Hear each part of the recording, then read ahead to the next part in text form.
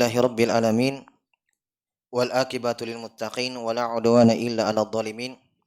Asyhadu an la ilaha illallah wahdahu la syarikalah waliyyus shalihin wa asyhadu anna Muhammadan abduhu wa rasuluhu wa khatamun nabiyyin sallallahu alaihi wa ala alihi wa ashabihi ajma'in amma ba'd.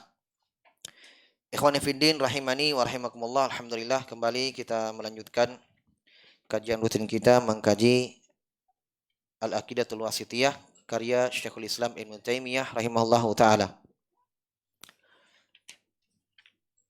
Pada pertemuan yang lalu kita sudah menyelesaikan uraian dari Syekh Muhammad Khalil Harras rahimahullahu taala dalam menjelaskan ayat yang pertama yang disebutkan oleh penulis rahimahullahu taala dalam menyebutkan contoh-contoh ayat yang menyebutkan tentang nama-nama dan sifat-sifat Allah Subhanahu wa taala, yaitu surah Al-Ikhlas. Sekarang kita masuk dalam menyebutkan ayat yang kedua. Tapi sebelumnya pada pembahasan sebelumnya di situ dijelaskan tentang As-Samad. Ini tambahan faedah ya, tambahan ilmu. Di situ disebutkan di antara makna As-Samad, ya, maknanya As-Samad bi annahu alladzi la jawfa lahu. Ya kan, sudah. Jaufa ini ya bermakna As-Samad artinya Allah Subhanahu wa taala tidak memiliki jauf, rongga. Ya, termasuk tenggorokan. Saya bawakan ucapan Mujahid di dalam tafsir At-Tabari dibuat jelaskan, dan ini ucapan para salaf ya. Mujahid mengatakan As-Samad dari kata Al-Musmit alladzi la jawfa lahu. Itu Allah Subhanahu wa taala tidak memiliki rongga. Sebagiannya Asy-Sya'bi rahimahullah, muridnya sahabat, mengatakan As-Samad alladzi la yat'amu at-ta'am wa la yashrab asy-syarab. Itu yang tidak makan makanan dan tidak meminum. Tidak makan dan tidak minum.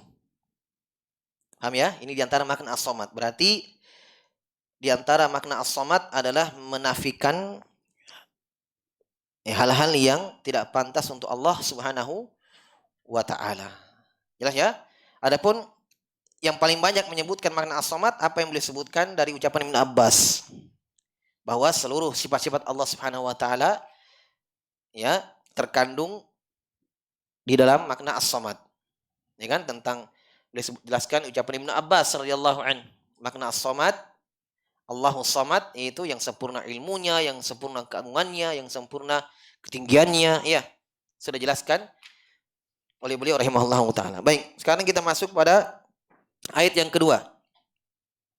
Qala Syekhul Islam Ibnu Taimiyah rahimahullahu taala, "Wa ma wasafa bihi nafsahu fi a'dhami ayatin fi kitabillah, haitsu yaqulu Allahu la ilaha illa huwal hayyul qayyum la ta'khudhuhu sinatun wa la naum, lahu ma fis samawati wa ma fil ard, man dzal ladzi yashfa'u 'indahu illa bi idnihi, ya'lamu ma baina aydihim wa ma khalfahum, wa la yuhituna bi syai'in min 'ilmihi illa bima syaa, wasi'a kursiyyuhus samawati wal ard, wa la ya'uduhu hifdhuhuma wa huwal 'aliyyul 'azim."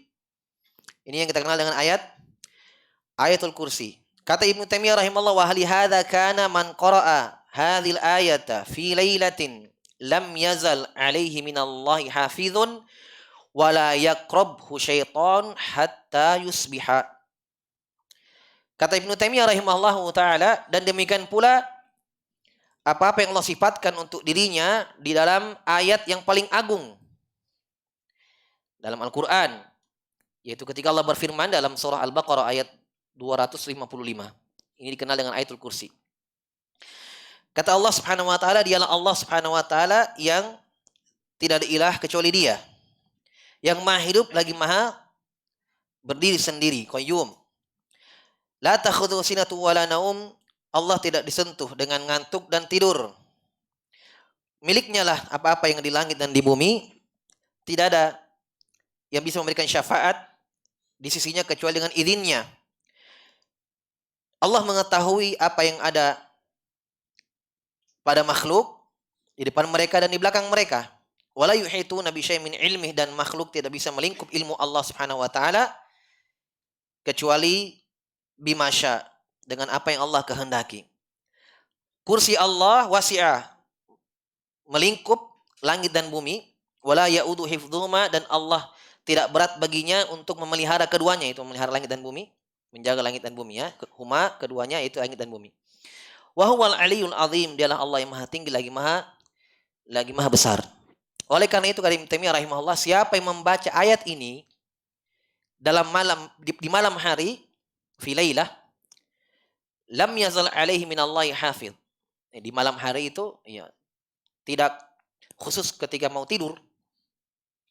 Walaupun haditsnya ini disebutkan ketika sebelum tidur, yaitu hadits ya, khabar yang dibawa oleh jin itu ya, ketika diajarkan kepada Abu Hurairah. Di situ penyebutannya sebelum tidur. Jelas ya? Hanya Nabi menyebutkan di situ apa yang Ibnu Taimiyah sebutkan, ini hadits ya, potongan hadits. Bahwa siapa yang baca ayatul kursi di malam hari, berarti mencakup ya ketika misalnya dia jadikan ayat ini sebagai zikir pagi petang, dia baca setelah sholat maghrib misalnya ketika malam datang, itu sudah mencakup semuanya. Jelas ya? Bisa juga dia baca, dan ini keutamaan khusus, yaitu ketika dia baca sebelum tidurnya. Kata beliau rahimahullah, siapa yang baca ayat ini di malam hari, maka terus menerus atasnya ada penjagaan dari Allah. Lam yazal artinya terus menerus, ya, ada dari Allah, minallahi hafid. Itu dari Allah ada penjaga untuknya. Ya, penjagaan dari Allah untuknya. Wala yaqrabhu syaitonun hatta yusbiha, dan syaitan tidak akan mendekatinya sampai pagi. Ini keutamaan ayatul kursi. Jadi secara umum Ibnu Taimiyah rahimahullahu taala menyebutkan ayat yang kedua yang menyebutkan sifat-sifat Allah Subhanahu wa taala adalah ayatul kursi. Yang pertama surah Al-Ikhlas. Jadi Masya Allah ya, beliau memilih dari ayat-ayat yang memang memiliki keutamaan. Taib.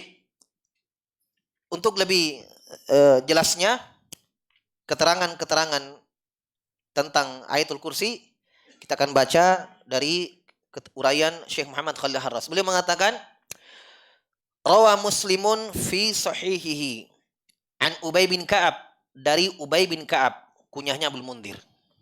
Ya. Ini beliau sebutkan hadis tentang keutamaan ayatul kursi. Dalam Sahih Muslim dijelaskan dari sahabat yang mulia Ubay bin Ka'ab bahwa Nabi SAW sa'alahu, Nabi bertanya kepadanya, ayu ayatin fi kitabillahi a'zam. Ayat apa? Lihat, bukan surah apa, tapi ayat apa. Paham ya? Kalau surah lain, ini ayat. Ayat apa yang paling agung dalam Al-Quran? Ya, kalau surah yang paling agung surah apa? Hah? Surah Al-Fatihah. Hasan, Masya Allah. Surah Al-Fatihah. Paling agung. Tapi ini Nabi bertanya ayat. Ya, ayat yang paling agung dalam Al-Quran. Qala Allahu wa rasuluhu a'lam. Ubay bin Ka'ab menjawab, Allahu wa rasuluhu a'lam. Allah dan Rasulnya lebih tahu. Allah dan Rasulnya lebih tahu. Dan ini jelas ya, bahwa ketika seorang ditanya, ya, dia tidak tahu tentang perkara agama, ya, boleh dia mengatakan Allah wa rasuluhu a'lam. Adapun urusan dunia, ya, tentang perkara-perkara yang Nabi tidak tahu, tidak boleh dia menjawab dengan Allahu Rasuluhu a'lam. Cukup dengan Allahu a'lam. Misalnya dia cari kunci motor. Mana kunci motor sini? Lihat, Allahu Rasuluhu a'lam. Tidak boleh. Karena Nabi tidak tahu perkara ghaib. Jelas ya? Adapun perkara agama, ya, kalau dia tidak tahu, boleh dia menjawab Allahu Rasuluhu a'lam. Dan itu mungkin kita katakan lebih baiknya dia jawab Allahu Rasuluhu a'lam. Baik, sebagaimana di sini beliau menjawab Allahu Rasuluhu a'lam. Maka faraddada miraran. Nabi terus mengulangi pertanyaannya, ayu ayatin a'dzam fi kitabillah. Ayat apa yang paling agung dalam Al-Qur'an? Nah, di dalam riwayat, di kesempurnaan riwayat ini, Ubay bin Ka'ab melihat bahwa Nabi seakan-akan harus dijawab. Harus dijawab. Nabi ulangi terus pertanyaannya, ayat apa yang paling agung? Allah Rasul alam. Ayat apa yang paling agung?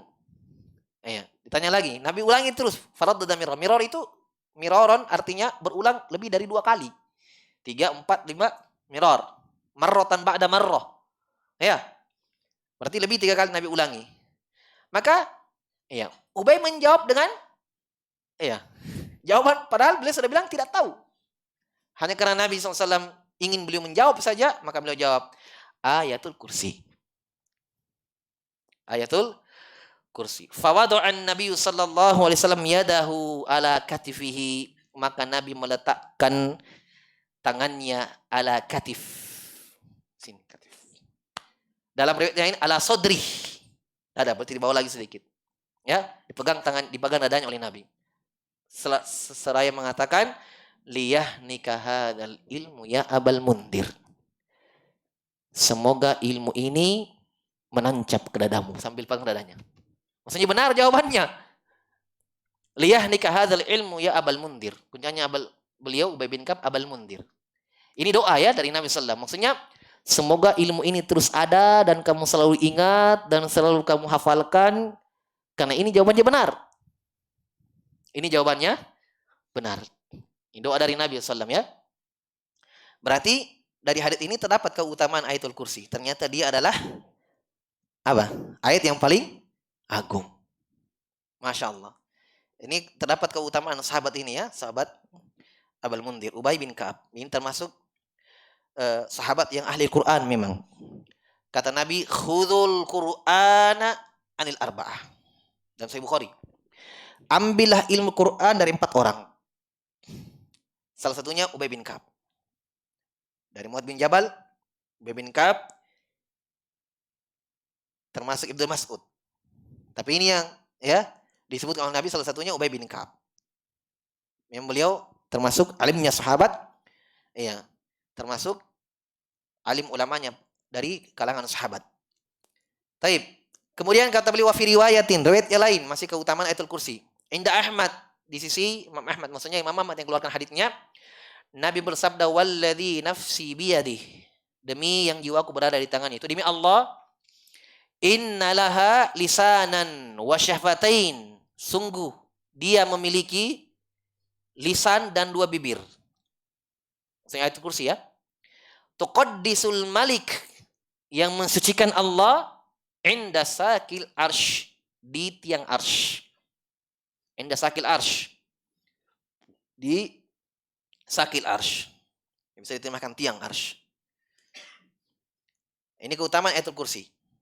Ini hadis yang sahih disahihkan oleh Syekh Albani rahimahullahu taala. Tapi perlu untuk saya jelaskan di sini, ketika Nabi mengatakan ayatul kursi memiliki 1 lisan dan 2 bibir, memuji Allah, mensucikan Allah Subhanahu wa taala di sisi arsy yang agung.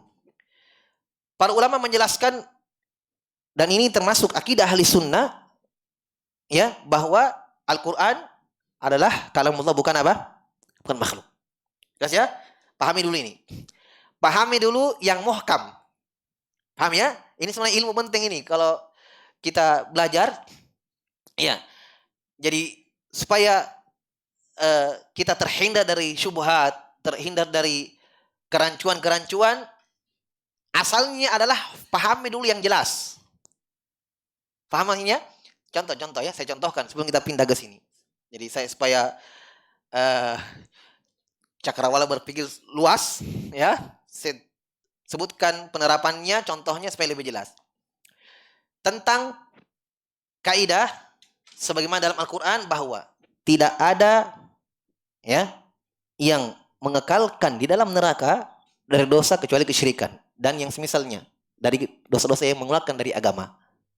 Paham ya? Ini kaidah, paham dulu. Kenapa? Karena kita berpegang pada ayat innallaha la yaghfiru ayyushraka bihi wa yaghfiru ma duna dzalika liman yasha. Allah Subhanahu wa taala tidak mengampuni dosa kesyirikan dan mengampuni dosa yang di bawah kesyirikan. Dosa yang di bawah kesyirikan. Ini penting untuk diterjemahkan seperti ini ya, dosa yang di bawah kesyirikan. Ini lebih tepat kata para ulama. Kenapa? Karena kalau kita katakan Allah mengampuni dosa selain kesyirikan, itu kita katakan kurang pas. Kenapa? Karena ada dosa selain kesyirikan tidak diampuni oleh Allah Subhanahu wa taala. Seperti mencela Rasul, mencela Allah, ya kan? Menghinakan mushaf. Ini kan dosa, pembatal keislaman. Tapi bukan kesyirikan. Makanya sebagian ulama mengatakan, bagusnya dimaknakan wa yaghfiru ma duna dzalik, Allah mengampuni dosa yang derajatnya di bawah kesyirikan. Itu dosa-dosa besar yang lain seperti membunuh, berzina dan seterusnya dari dosa besar. Kata Allah Subhanahu wa taala, Allah mengampuni dosa yang berada di bawah kesyirikan bagi siapa yang Allah kehendaki. Berarti kita katakan seluruh dosa besar, selain yang tidak mengeluarkan pelakunya dari agama, selain yang mengeluarkan pelakunya dari Islam, itu diampuni oleh Allah Subhanahu wa taala. Ya. Nah, kita pegang yang muhkam seperti ini, kita akan tidak terpengaruh atau tidak terkena syubhat, kerancuan ketika mendengarkan pembahasan ayat-ayat yang ada mutasyabih di situ, ada pembahasan seperti misalnya Allah berfirman, "Wa may yaqtul mu'minan muta'ammidan fajaza'u jahannam khalidan fiha." Kata Allah, siapa yang membunuh seorang mukmin secara sengaja, kata Allah Subhanahu wa taala, fajaza'uhu jahannam khalidan fiha. Balasannya adalah neraka jahanam khalidan fiha, kekal di dalamnya. Paham? Agak rancu kan? Kok kekal di dalamnya membunuh? Maka kita katakan pegang dulu yang muhkam. Pegang ini yang muhkam bahwa tidak ada yang mengekalkan neraka kecuali dosa kesyirikan. Yang lain diampuni bagi siapa yang Allah kehendaki. Paham ya? Nah, tinggal kita melihat tentang makna ayat ini. Jelas ya? Tentang makna ayat ini. Maka datang penafsirnya dari para sahabat, para tabi'in, murid-muridnya sahabat dan seterusnya dari para ulama, bahkan datang dari Ibnu Abbas radhiyallahu anhu, bahwa ayat itu yang mengatakan Allah Subhanahu wa taala membalas bagi orang-orang yang membunuh mukmin secara sengaja, khalidan fiha, kekal di dalamnya, yaitu khulud bermakna al-amad. Khalad, kekal, itu bermakna dua. Khuludul abad dan khuludul amad. Kekal selamanya, abadan, tidak ada ujungnya, dan khuludul amad, pakai mim. Amad itu artinya lama tapi ada ujungnya. Paham? Nah, ini yang diingat dalam Al-Quran, khalidan fiha, di dalamnya dia khulud di dalam neraka, yaitu khuludul amad. Khulud tapi amad, ada akhirnya. Maksudnya ayat ini adalah ancaman keras bahwa membunuh adalah dosa besar. Saking besarnya, di dalam neraka dia tinggal lama, tapi tidak kekal. Paham? Jelas ya? Ini contoh ya. Nah, sekarang kita katakan akidah ahli sunnah yang muhkam, yang jelas adalah Al-Quran kalamullah. Dan ayatul kursi termasuk kalamullah. Nah, sekarang kita tinggal lihat maknanya. Bahwa di sini Nabi mengatakan ayatul kursi punya lisan, punya dua bibir. Memuji Allah Subhanahu wa taala, tuqaddisul malik, mensucikan Allah Subhanahu wa taala di tiang arsy. Maka ini semakna, kata para ulama, semakna dengan hadits-hadits tentang puasa. Bahkan dalam hadits yang lain Bukhari Muslim, surat Al-Baqarah dan surah Al-Imran, ya'tiyani yaumal qiyamah faka'annahuma ghamamatan. Datang pada hari kiamat. Dua surah ini bagi membacanya seakan-akan dia naungan awan yang hitam menaungi orang yang membacanya. Maksudnya di sini bukan arsy yang memiliki lisan, tetapi ayat ini, hadits ini adalah keutamaan ayatul kursi bagi yang membacanya, mendapatkan keutamaan di sisi Allah Subhanahu wa taala. Mendapatkan keutamaan di sisi Allah Subhanahu wa taala seakan-akan dia ada lisan dan dua bibir. Karena di dalam, kata para ulama, di dalam hadits-hadits banyak bahwa Nabi SAW menjelaskan pada hari kiamat amalan-amalan itu seperti berjasad, berwujud. Maksudnya itu balasan bagi orang yang mengamalkan amalan itu. Puasa datang dalam wujud. Salatnya kita datang dalam wujud. Ya kan? Dalam hadits tentang kejadian alam barzakh, ya kan? Ketika orang mukmin itu ditanya oleh dua malaikat dan seterusnya, setelah itu Disebutkan dalam hadits, datang sosok yang menemani dia. Ditanya, "Man anta?" Si mayit bertanya ya, "Man ant?" Ditanya, "Siapa kau?" Dia jawab, "Ana amaluka soleh." Saya ada amalan yang soleh. Termasuk baca Qur'annya. Ya kan? Amalan soleh berarti baca Qur'annya juga. Tapi apa kita katakan Quran itu makhluk? Bukan.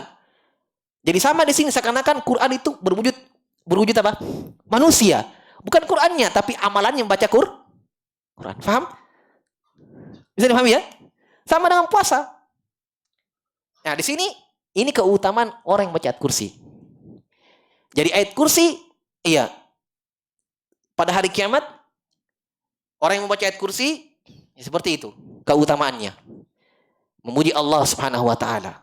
Memuji Allah Subhanahu wa taala. Dalam hadits kata Nabi sallallahu alaihi wasallam, "Iqra'ul Qur'ana fa innahu ya'ti yaumal qiyamah syafi'an li ashabihi." Hadits Abu Umamah radhiyallahu an al-Bahili.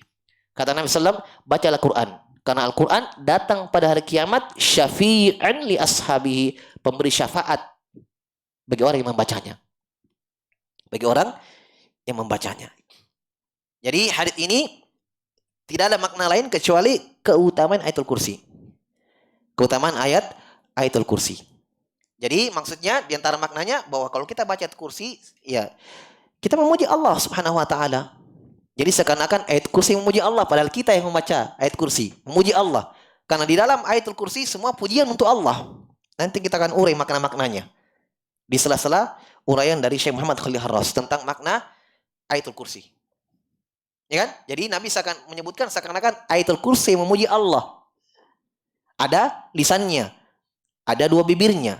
Ya, maksudnya kita yang membacanya, itu kita puji Allah Subhanahu wa taala. Kita puji Allah Subhanahu wa taala. Kata beliau, la gharwa. La gharwa artinya bukan perkara yang mengherankan, bukan perkara yang menakjub, bukan perkara yang mengherankan. Maksudnya tidak heran gitu. Tidak heran kita. Ayat ini memiliki keutamaan. Seperti yang disebutkan oleh Ubay bin Ka'ab bahwa dia ayat a'adhamu ayah, ya. Ayat yang paling agung. Kemudian hadits kedua yang beliau bawakan, ya, ayat kursi punya lisan dan dua bibir memuji Allah Subhanahu wa taala, kata beliau, bukan satu yang mengherankan. Kenapa? Faqad istamalat hadhil ayah al-'azimah, karena ayat ini terkandung di dalamnya, ya, min asma'ir rabbi wa sifatih, dari nama-nama Allah Subhanahu wa taala dan sifat-sifatnya. Coba lihat berapa nama Allah di dalam. Berapa sifat-sifat Allah di dalam? Ya. Ala malam tashtamil alaihi ayatun ukhra, yang dimana kata beliau tidak dikandung, tidak tercakup oleh ayat-ayat yang lain. Maksudnya tidak ada ayat yang lain yang mengumpulkan nama-nama di sini. Sifat-sifat Allah. Sebagaimana surah Al-Ikhlas. Ya kan? Surah Al-Ikhlas, iya. Tidak ada surah seperti itu yang dari awal sampai akhir surah tentang keesaan Allah. Dan ini sebenarnya fikih dari Ibnu Taimiyah rahimahullah. Ayat pertama dan ayat kedua luar biasa. Beliau pilih ayat yang sangat luar biasa dalam Al-Quran. Kata beliau, faqad akhbarallahu fiha an nafsihi bi annahu al-mutawahhid fil ilahiyyah. Karena di dalam ayatul kursi Allah mengkhabarkan tentang dirinya bi annahu al-mutawahhid fil ilahiyyah. Allah Subhanahu wa taala esa di dalam al-uluhiyah, bahwa dia hanya dialah yang diserahkan untuknya ibadah itu. Tidak ada yang lain. Itu pada ucapan Allah Subhanahu wa taala, Allahu la ilaha illa huwa. Allahu la ilaha illa huwa. Tidak ada ilah yang berhak disembah kecuali Dia. Berarti Allah kabarkan tentang dirinya bahwa mutawahhidul fil ilahiyah. Allah esa dan sendiri di dalam penghambaan yang untuknya diserahkan ibadah itu. Ya kan? Hanya Dia sendiri. Pada ucapan Allah, Allahu la ilaha illa huwa. Kata beliau, alladzi la tambagi al-ibadatu bi jami'i anwa'iha wa sa'iri suwariha illa lahu. Yaitu yang tidak pantas, tidak boleh ibadah itu dengan semua bentuknya dan semua jenisnya, diserahkan kecuali hanya untuk Dia. Itu pada firman-Nya, Allahu la ilaha illa huwa. Tidak ada ilah. Ada apa makna ilah? Apa makna ilah? Ma'bud. Apa arti bahasa Indonesia ma'bud? Diibadahi. Jelas ya? Berarti kalau Allahu la ilaha illa huwa, dialah Allah yang tidak ada ma'bud, tidak ada yang diibadahi kecuali dia. Dan ini saya sudah sebutkan pernah ada satu ayat dalam Al-Quran yang sangat jelas menjelaskan bahwa makna ilah adalah ma'bud. Yaitu firman Allah, wa huwal ladzi fis sama'i ilahun wa fil ardi ilahun. Ya, dialah Allah yang ilah di langit dan ilah di bumi. Kalau orang tidak belajar bahasa Arab atau tidak belajar tafsir, tidak memperhatikan ucapan-ucapan para ulama dalam ayat ini akan bingung. Dia akan mengatakan ada ilah di langit dan ada ilah di bumi. Ya kan? Karena kata Allah, wa huwal ladzi fis sama'i ilahun wa fil ardi ilah. Ialah Allah ilah di bumi dan ilah di langit. Berarti ada dua ilah. Kalau orang tidak belajar. Tapi kalau kita paham makna ilah, tidak ada iskal. Maksudnya apa? Allah mengkhabarkan bahwa dialah Allah yang disembah di langit dan di bumi.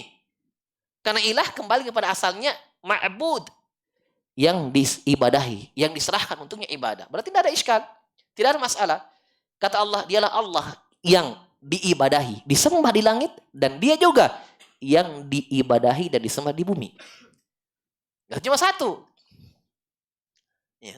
Ada orang paham dua ilah di langit dan di bumi. Ilahnya langit dan ilahnya bumi. Padahal makna ilah di situ adalah al-ma'bud, yang diibadah dan disembah. Jelas ya?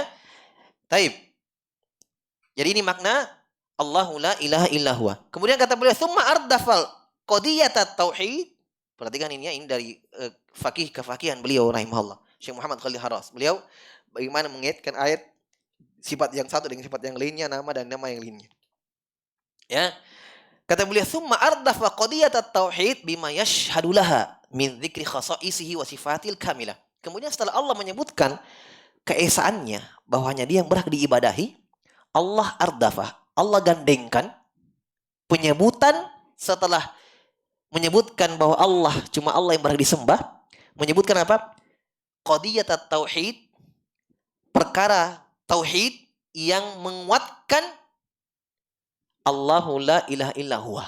Maksudnya menguatkan bahwa mana bukti atau mana penguat bahwa memang tidak ada ilah yang berhak diibadahi kecuali dia. Makanya Allah gantikan setelahnya dari khasaisnya, dari kekhususan Allah dan sifat-sifat yang sempurna.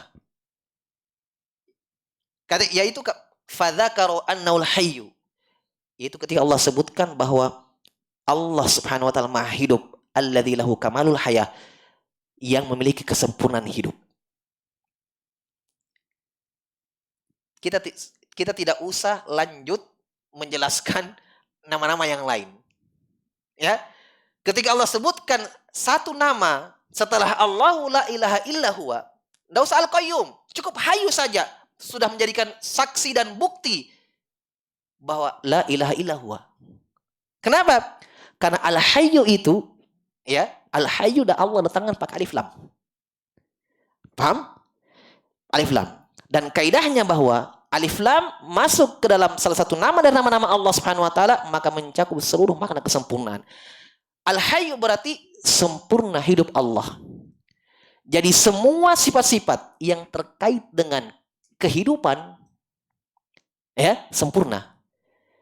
Pendengaran, penglihatan, kekuatan, kemampuan, kehendak, ya, kebijaksanaan, keadilan, semua yang kalau sifat itu tidak ada, maka kehidupannya kurang. Sekarang lihat di dalam kehidupan kita, dalam kita pada manusia, ya, yang kalau dia kurang, maka kehidupannya kurang. Ya, pendengaran, penglihatan. Misalnya kalau orang buta misalnya, kan kita katakan hidupnya tidak sempurna, ya kan? Tuli, kurang mendengar, lemah, tidak bisa apa-apa. Karena ini semua sifat-sifat terkait dengan kehidupan. Makanya kita katakan manusia tidak ada yang sempurna. Itu betul. Ya kan? Tidak ada yang sempurna. Kenapa? Pendengarannya tidak sempurna. Dari sisi mana kita katakan manusia tidak ada yang sempurna pendengarannya? Walaupun dia normal mendengar. Ada yang jawab? Hah? Dari sisi mana buktinya bahwa pendengaran manusia tidak sempurna? Walaupun dia tidak tuli. Hah? Ada yang jawab? Sekarang saya tanya, manusia lahir langsung mendengar tidak? Langsung mendengar tidak? Tidak. Saya tanya, pendengaran manusia kekal tidak? Hah? Tidak. Pendengaran manusia di awal dengan ketiadaan dan di akhir dengan kepunahan. Penglihatannya, semua sifat-sifat yang ada pada manusia. Berarti kita katakan dari sempurna sifatnya. Berarti kehidupan manusia tidak sempurna. Ya kan? Allah Subhanahu wa taala pendengarannya tidak bermula. Tidak kita katakan dulu Allah tuli kemudian mendengar. Ya kan? Penglihatannya tidak kita katakan dulu Allah tidak melihat kemudian baru melihat. Jelas ya? Jadi Al-Hayyu segala sifat yang terkait dengan kehidupannya sempurna. Tangannya sempurna, wajahnya sempurna, kekuatannya sempurna, keperkasaannya sempurna, kekayaannya sempurna. Tidak ada kekurangan di dalamnya. Semuanya masuk dalam Al-Hayy karena kesempurnaan Allah Subhanahu wa taala hidupnya. Dijelaskan lagi kesempurnaan hidupnya Allah Subhanahu wa taala dengan nama setelahnya Al-Qayyum yang tegak dengan sendirinya. Tidak ada yang hidupkan Allah. Disempurnakan lagi dengan dinafikannya hal-hal yang mengurangi kehidupan itu, yaitu sifat ngantuk dan tidur. Kenapa Allah tiadakan dari dirinya tidur dan ngantuk? Karena sempurnanya kehidupannya. Saking sempurnanya hidup Allah, ngantuk dan tidur tidak ada. Kurang apa? Ya kan? Berarti dari Al-Hayyul Qayyum la ta'khudhuhu sinatun wa la naum sudah menguatkan, sudah cukup bukti bahwa berarti la ilaha illallah. Memang tidak ada ilah kecuali Dia yang berhak disembah, karena cuma Dia yang sempurna. Disinilah kita mengambil kaidah. Yang pernah ikut Qawaidul Mustalah ini pasti connect ini. Ya, dia ingat faidahnya. Oleh karena itu, para ulama menjelaskan di dalam Al-Quran ketika Allah sebutkan kekurangan-kekurangan sembahan-sembahan orang musyrikin, disebutkan tuli, buta, tidak mendengar, tidak bisa apa-apa. Iya kan? Disebutkan itu. Nabi Ibrahim ketika mengatakan kepada ayahnya, "Ya abati, lima ta'budu ma la yasma'u wa la yubsiru wa la yughni anka syai'a." Wahai ayahku, kenapa engkau menyembah yang tidak mendengar, tidak melihat dan tidak bisa memberikan kamu apa-apa? Kenapa disebutkan kekurangan? Ya karena cuma Allah yang sempurna. Berarti ilah itu yang berhak disembah Allah yang sempurna. Makanya kenapa penyebutan hinanya sampai orang musyrikin disebutkan dengan sifat-sifat yang dia tidak miliki. Kenapa? Karena cuma Allah yang miliki itu. Kesempurnaan itu. Ya kan? Makanya Nabi Ibrahim mengajak bapaknya berpikir, kenapa kamu sembah yang tidak mendengar, tidak melihat? Patung. Itu kan terdapat isyarat dari Allah. Berarti memang yang berhak disembah adalah yang maha mendengar, lagi maha melihat. Dan maha memberikan segala kebutuhan, segala hajat makhluknya. Itu Allah Subhanahu wa taala. Masih banyak ayat-ayatnya yang menjelaskan kelemahan sembahan-sembahan orang musyrikin. Iya. Bagaimana ketika mereka berdoa kepada orang yang sudah meninggal, Allah sebutkan. Iya. Kata Allah Subhanahu wa taala, iya. Wahum an du'ahim ghafilun. Wahai kalian orang musyrikin, bahwa sembahan kalian itu yang kalian mintai di situ, ya, itu tidak bisa mengabulkan doa kalian. Ghafil, lalai dari doa kalian. Maksudnya tidak bisa mendengar doa kalian. Iya, wa in sami'u, iya, mastajaba lakum. Walaupun mereka dengarkan, anggaplah kata Allah, anggap mereka dengar, anggap. Kata Allah, mastajaba lakum. Tidak mungkin dia jawab. Ya kan? Tidak mungkin dia jawab. Coba lihat. Di situ kekurangan sembahan-sembahan orang musyrikin. Disebutkan semua dalam Al-Quran. Itu untuk menjelaskan kesempurnaan Allah Subhanahu wa ta'ala. Jadi kata beliau rahimahullah, jadi fadzakaru annal hayyul ladzi lahu kamalul haya. Allah menyebutkan setelah Allahu la ilaha illa huwa, menyebutkan nama Al-Hayyu yang bermakna untuknya lah kesempurnaan hidup itu. Kenapa? Li'anna hayatahu min lawazimi dzatihi. Karena kehidupan Allah adalah dari konsekuensi dan keharusan zatnya.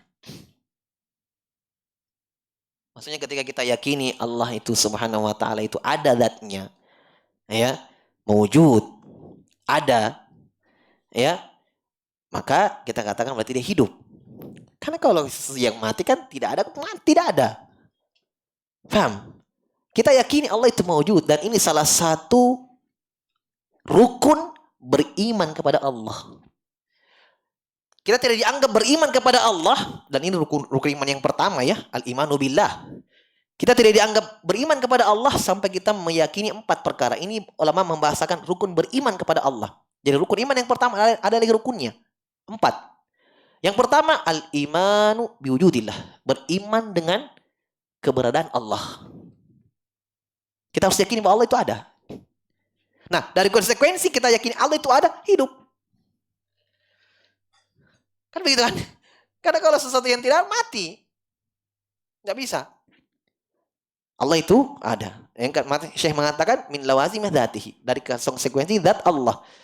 Maksudnya sifat hidup itu terus menerus ada pada Allah. Ada pada diri Allah, ada pada zat Allah Subhanahu wa taala. Yang tidak pernah terlepas dari Allah. Itu maksudnya. Jadi sifat hidup ini sifat dzati ya. Jadi saya sebutkan dulu sebelum kita jauh menjelaskan sifat-sifat Allah Subhanahu wa taala. Dan ini mungkin sudah saya jelaskan dalam Lum'atul I'tiqad. Ya.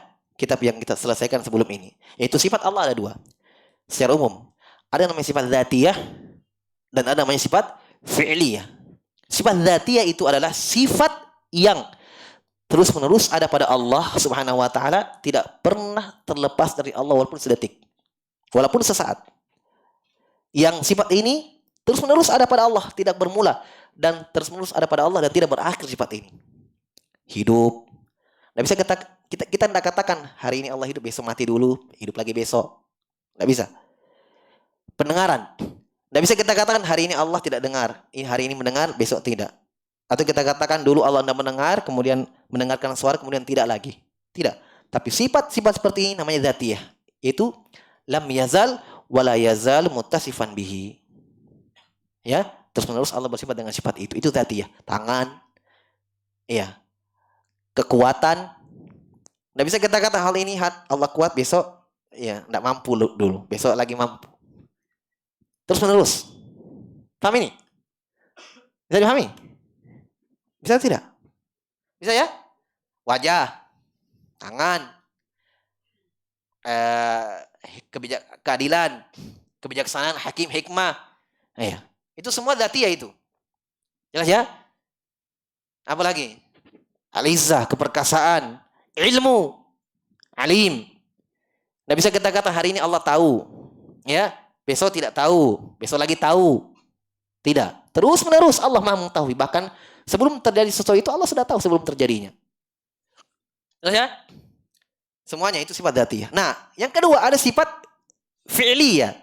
Dia ini sifat kaitannya dengan kehendaknya. Maksudnya kalau Allah kehendaki, Allah bersifat dengan sifat itu. Allah lakukan perbuatan itu. Sifat itu. Tapi kalau Allah tidak mau, karena sesuai dengan kehendaknya, Allah tidak lakukan. Seperti marah. Maghdub, iya kan? Maghdubi alaihim waladhdallin. Ghadab, murka, marah. Kenapa dikatakan ini fi'liyah? Karena dari kata fi'il, perbuatan, kehendak. Sesuai dengan kehendaknya. Karena buktinya ada yang Allah murkai dan ada yang Allah cintai kan? Paham tidak? Saya tanya dulu, apakah semua dimurkai? Tidak. Ada yang dicintai kan? Ada yang diridhoi, itu wali-walinya, orang beriman. Berarti dari situ kita melihat sifat ini sesuai dengan apa? Sesuai dengan apa? Hah? Sesuai dengan kehendak kan? Sesuai dengan kehendak. Ada yang dicintai, ada yang dimurkai. Berarti perbuatan sifatnya. Beda dengan misalnya tadi pendengar mengetahui ilmu. Ini saya tidak ketahui, ini yang saya ketahui. Tidak mungkin kan? Paham maksudnya? Masa ini Allah tidak tahu, ini yang Allah tahu. Tidak mungkin. Terus menerus Allah tahu, semuanya Allah tahu. Beda dengan tadi, sifatnya fi'il, sesuai dengan kehendak Allah. Kalau Allah mau lakukan, ya Allah lakukan. Sesuai dengan hikmah tentunya. Cinta, turun, nuzul. Ya. Kata Nabi SAW, Allah turun, yanzilu Rabbuna tabaraka ta'ala ila sama'id dunya. Hina yabqa thuluthul akhir. Allah turun di langit dunia sepertiga malam terakhir. Saya tanya, kapan Allah turun disebut dalam hadis? Kapan Allah turun? Sepertiga malam kan? Ya berarti ketika Nabi sebutkan waktu tertentu Allah turun, berarti ini jelas menunjukkan sesuai dengan apa? Sesuai dengan apa? Kehendaknya. Karena Nabi sebutkan waktu Allah turun di situ, waktu itu. Sepertiga malam terakhir setiap malam. Nabi tidak sebutkan siang, malam, sore dan seterusnya. Malam yang Nabi sebutkan. Sepertiga malam. Sesuai dengan kehendaknya berarti. Jelas ya? Ini semua sifat fi'iliyah namanya. Fi'il, perbuatan. Nah, dari pemahaman yang saya sudah paparkan tadi, akidah yang saya paparkan tadi, al-hayah masa di mana? Kehidupan. Hah? Sifat hidup. Nanti ya jelas. Dan mungkin sesuai dengan perbuatan Allah, mau hidup hari ini, besok tidak mau dulu hidup. Bagaimana caranya? Tidak bisa kan? Nah, ini yang beliau singgung di sini, min lawazimi dzatihi. Itu dia maksudnya, bahwa sifat hidup terus-menerus ya berada pada zat Allah. Maksudnya dari konsekuensi keharusan zat diri Allah Subhanahu wa taala. Fahiya azaliyatun abadiyah. Kata beliau, sifat hidup ini azaliyah, tidak bermula, dan abadiyah, tidak berakhir. Nah, kalau kita tidak, kehidupannya kita tidak azaliyah dan tidak abadiyah. Ya kan? Kita tidak ada langsung hidup. Tidak ada langsung hidup. Iya, dulu diawali dengan ketiadaan dulu. Hal ata 'alal insani hinum minad dahri lam yakun syai'an madhkura. Belum datangkah kepada manusia, dulu mereka itu lam yakun syai'an madhkura, bukan sesuatu yang disebut-sebut. Dulu tidak ada, apa itu manusia?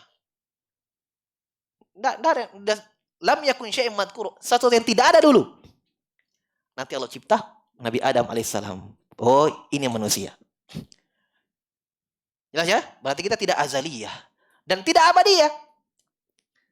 Kenapa tidak abadiyah? Karena semuanya mati. Jelas ya? Tapi Allah hidupnya azaliyah abadiyah, tidak bermula dan tidak berakhir. Paham ini ya? Itu kesempurnaan hidup Allah. Berarti cukup, makanya saya katakan tadi, cukup sifat al-haya saja, al-hayyu sudah menguatkan la ilaha illallah.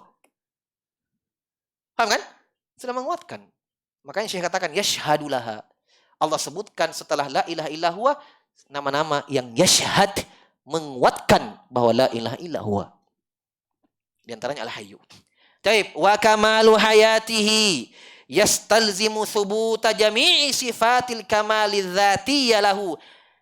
Masya Allah, kata beliau, dari kesempurnaan hidup Allah, konsekuensinya adalah harus ya kita tetapkan thubut, tetapnya semua nama-nama, semua sifat-sifat yang sempurna dzatiyah lahu, yang terkait dengan zat Allah. Yang saya contohkan tadi, pendengaran, penglihatan, wajah, tangan, kemampuan, qudrah. Jelas ya? Dicontohkan minal izzah, sifat izzah, qudrah, kemampuan. Ini zatiyah semua ini ya. Wal ilmi, kayak ilmu, hikmah. Hikmah, sama, apa sama? Pendengaran. Wal basar, penglihatan. Wal iradah, keinginan, kehendak. Wal masyiyah, sama kehendak.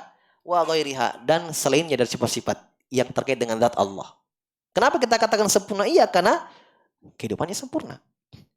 Coba kurangi salah satu sifat yang disebutkan tadi contohnya, maka kita katakan pasti kehidupan Allah tidak sempurna. Misalnya tidak sempurna ilmunya. Berarti tidak sempurna hidupnya. Kenapa? Kalau ilmunya tidak sempurna. Nanti terjadi baru Allah tahu. Sebagaimana kayak orang Jahmiyah. Dan ini batil.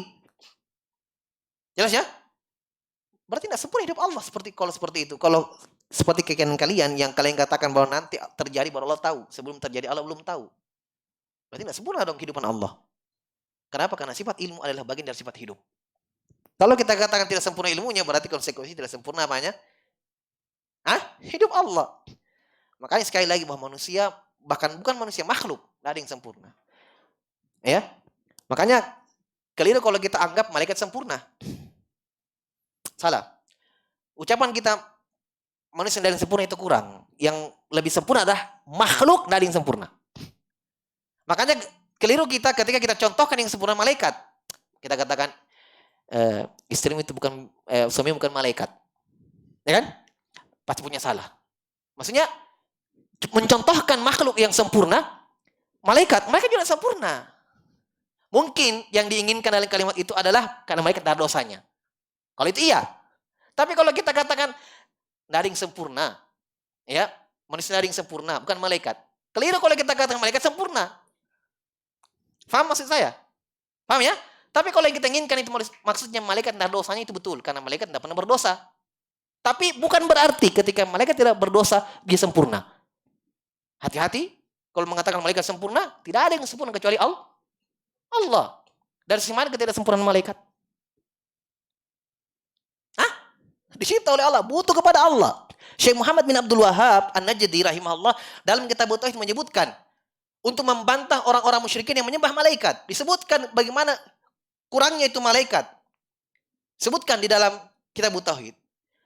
Hatta idza fuzzi'a an qulubihim qalu madza qala rabbuna qalul haqqu wal aliyyul kabir.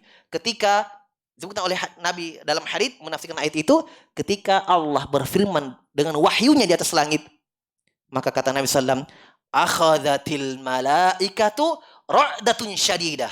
Malaikat bergetar, takut. Coba. Satu firman dia dengar, suara menggelegar di langit, takut. Apa itu? Jibril yang dengar. Karena Jibril memang dikhususkan untuk wahyu. Nabi ceritakan ketika Jibril mau menyampaikan firman itu ke bawah, yaitu ke dunia, untuk para rasul, lewat di setiap langit. 7, 6, 5, 4, 3, 2, 1. Penjaga langit masing-masing bertanya, madza qala rabbukum ya Jibril? Tadi apa yang difirmankan Allah? Lihat takutnya malaikat. Kata Jibril, qalal haqqu wal aliyyul kabir. Allah berfirman dengan kebenaran. Allah Maha tinggi lagi Maha besar. Turun ke langit ke-6 begitu juga. Ditanya Jibril alaihissalam, apa yang Allah firmankan tadi? Mereka takut semua. Jelas ya? Kekurangan malaikat. Jadi tidak ada makhluk yang sempurna. Kecuali hanya dia memiliki kesempurnaan, yaitu Allah Subhanahu wa ta'ala. Taib. Kemudian sedikit lagi ya. La yatakhallafu syai'un minha illa linaqsin fil haya. Fal kamalu fil haya yatba'uhul kamalu fi sa'iri sifati lazimatil hayy. Ini kaidah, Masya Allah. Sini kita melihat kuatnya ini akidahnya ini Syekh Muhammad. Masya Allah, kalau seperti ini ya, memang perkara-perkara yang ya Ahlussunnah harus paham dan harus detail dalam perkara ini. Ya, dan ini menunjukkan ilmu dari beliau rahimahullah. Perhatikan, kata beliau rahimahullah, kenapa disebutkan bahwa kalau sempurnanya hidup Allah berarti mengharuskan sempurna semua sifat-sifat yang terkait dengan kehidupan? Kata beliau, karena la yatakhallafu syai'un minha, tidaklah lepas salah satu ya sedikit dari sifat-sifat itu tadi semua. Apa tadi? Kemampuan, ilmu, hikmah, pendengaran, penglihatan. Iya, tidaklah lepas salah satu sifat itu dari Allah kecuali apa? Linaksin fil haya, kecuali ya itu merupakan kekurangan dalam kehidupannya. Paham? Sebagaimana kita katakan tadi. Makanya kita katakan kalau kita katakan sempurna kehidupan Allah mengharuskan sempurna semua sifat-sifat itu. Karena sebaliknya kalau tidak, kalau sifat itu tidak ada bagi Allah berarti mengharuskan kehidupannya kurang. Karena kaidahnya fal kamalu fil haya, karena kesempurnaan dalam kehidupan itu yatba'uhu, mengikuti kesempurnaan dalam semua sifat-sifat yang mengharuskan, yang merupakan sifat-sifat konsekuensi dari sifat kehidupan itu. Berarti kalau kita mau katakan sempurna semua sifat-sifat Allah Subhanahu wa taala, cukup katakan Al-Hayyu. Itu sudah konsekuensi itu namanya. Dan ini cara mengambil dalil istinbat sifat-sifat Allah Subhanahu wa taala, metode al-lawazim, thariqah al-lawazim namanya. Ini dibahas dalam ilmu mustalah. Ini salah satu dari 3 mengambil ilmu, mengambil istinbat, mengambil pelajaran sifat-sifat Allah dari arah konsekuensinya. Paham? Contoh saya berikan terakhir ya, terakhir betul. Ya, sifat al-khalq. Apa artinya al-khalqu? Hah? Cipta. Nama al-khalq? Nama Allah al-khalq, Maha Pencipta, apa bahasa Arabnya? Al-khalq, khaliq. Sifatnya al-khalqu, penciptaan. Taib. Dari nama Allah al-khaliq, artinya yang Maha Mencipta, terdapat dalamnya sifat penciptaan, bahwa Allah mencipta segala sesuatu. Kita mengambil sifat lain dari konsekuensi al-khaliq, berarti Allah itu memiliki sifat iradah. Tanpa menutup mata atau tanpa melihat ayat-ayat tentang iradah dan nama-nama Allah tentang iradah, tanpa melihat itu dulu. Cukup dari nama al-khaliq kita bisa ambil istinbat bahwa pasti Allah beriradah. Kenapa? Tidak mungkin dia cipta tanpa kehendak. Connect. Paham ya? Tidak mungkin Allah mencipta tanpa kehendak. Berarti semua ciptaan Allah dengan apa? Kehendak, jelas. Berarti dari sifat al-khalq penciptaan itu kita mengambil satu sifat. Allah berkehendak, itu jelas. Apa lagi? Sifat apa lagi? Saya pancing antum, saya pancing. Hah? Selain sifat iroda dari al-khalq, apa lagi? Hah? Jauh kufur. Ahsan, kudroh. Kan tidak mampu Allah cipta manusia, kalau tidak mampu cipta manusia memang caranya. Ada satu lagi yang lebih jelas lagi. Saya tanya, dosa kita dicipta. Orang tukang yang bikin bangku ini. Jadi bangku ini karena tukangnya punya kemauan kan? Apalagi satu yang dia punya, kalau dia tidak punya, tidak ada ini bangku. Ahsan tabarakallah, ilmu. Iya kan? Nah mungkin Allah cipta manusia, cipta lain, kalau Allah tidak tahu ilmunya. Bagaimana ukurannya, bagaimana dari bahan-bahannya apa? Tidak mungkin. Berarti Allah tahu segala sesuatu yang Allah belum ciptakan. Ya kan? Maksudnya begini, penciptaan Allah mendahului ilmunya. Seilmu Allah mendahului ciptaan itu. Sebelum Allah ciptakan, pasti Allah sudah tahu apa yang Allah mau ciptakan. Kan begitu kan? Coba lihat pada manusia, nah mungkin kalau ada ilmunya, nah mungkin jadi ini dia tidak tahu apa yang dibutuhkan, bagaimana tentang zat itu. Ini namanya thariqatul lawazim. Ini yang beliau kasih kita faedah pada malam ini tentang al-haya. Konsekuensinya itu semua, kesempurnaan segala sifat-sifat yang terkait dengan al-haya. Padahal ayat jelas dan tentang sifat kudro, ilmu, hikmah itu ayat jelas tentang sifat-sifat tersebut. Jelas ya? Baik, selesai dari faedah dari al-hayy. Insyaallah kita lanjutkan pada pertemuan selanjutnya. Masih banyak ini, Masya Allah. Masih beberapa faedah beliau sebutkan dari Syekh Muhammad rahimahullah. Baik, cukup dulu. Subhanakallah bihamdik.